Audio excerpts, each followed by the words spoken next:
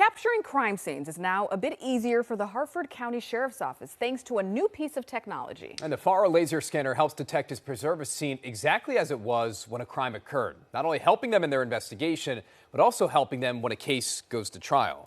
And as Harford County community reporter Ashley Paul explains, it's already helped the state's attorney land a conviction. It's a day that still sends shockwaves throughout the Joppatown High School community. I didn't really think nothing of it, but then the kid is reaching into his bag and then I just hear a pop. That pop was the sound of 16-year-old Jalen Prince fatally shooting 15-year-old Warren Grant inside a school bathroom. And now, 5 weeks after a jury found Prince guilty of the crime, Harford County officials believe a new piece of equipment may be in part to thank for that conviction. For the jury looking at this, it's as if they're standing in the crime scene. That's correct. It gives them a feel of what it looked like that day that we were there. It's called a FARO laser scanner. The Harford County Sheriff's Office purchased it in May of last year. And with a nearly $57,000 price tag, Detective Michael Wilsinski with the Criminal Investigation Division at the Sheriff's Office says it's already been worth the investment. Once we leave a crime scene, that is a scene we cannot go back to. Things change, move, grow. So when you have the scan of that scene, you have how it looks like when you were there to process it for whatever event occurred. And you can look at that days, weeks, or months down the road and nothing will change. The FARO scanner uses a laser to capture a 360-degree view of a crime scene, calculating exact measurements, distances, and trajectories that can be revisited by detectives later on.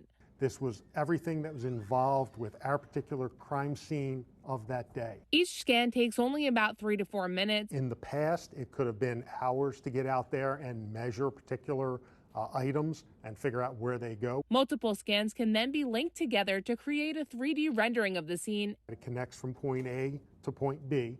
We can tell it to show me a view as if somebody was flying through, and that's what this is. This was the fly-through shown to the jury during the Joppatown High School shooting trial.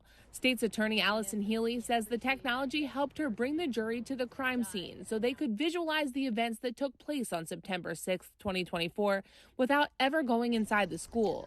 In cases where we have to talk a lot more about the scene and locations, and it can measure distance, and it does so many things that I think it is going to be a very useful tool in prosecution. And while this may be the first you're hearing of the FARO scanner, it likely won't be the last. Because while the department, of course, hopes they don't have to use it often, Detective Wilsinski says they are thrilled to add this tool to their toolbox. We're going to look for this to be used when there's any question as to what happened, if there's any doubt as something looks out of place at the scene, and we're probably going to use it for all homicides that occur.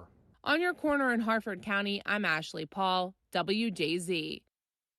That is a game changer. It is a game changer. You took the words out of my mouth. Yes, absolutely. Nice work. Be interesting to see if other departments catch on, or like we were just saying, who has it and who doesn't.